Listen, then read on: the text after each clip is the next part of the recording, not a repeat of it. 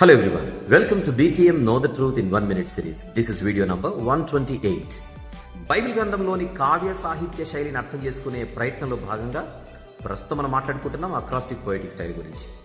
ఈ కేటగిరీకి చెందిన కొన్ని కీర్తనలు మీకు ప్రజెంట్ చేస్తున్నాను.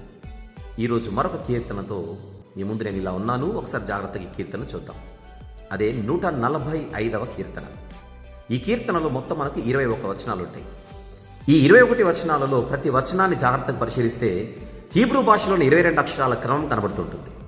అయితే ఒక చిన్న గమనిక, ఈ అక్షరాలలో 14వ అక్షరమైన నూన్ అనేటువంటి అక్షరం మాత్రమే మిస్ అయి ఉంటుంది. ఒరిజినల్ టెక్స్ట్లో కూడా అలానే ఉంటుంది. ఆల్ రైట్, మరి అలా ఉన్నప్పటికీ ఇది అక్రాస్టిక్ పోయిటిక్ స్టైల్ కిందకే వస్తుంది. అది కూడా గమనిద్దాం. Will meet in the next video with one more song.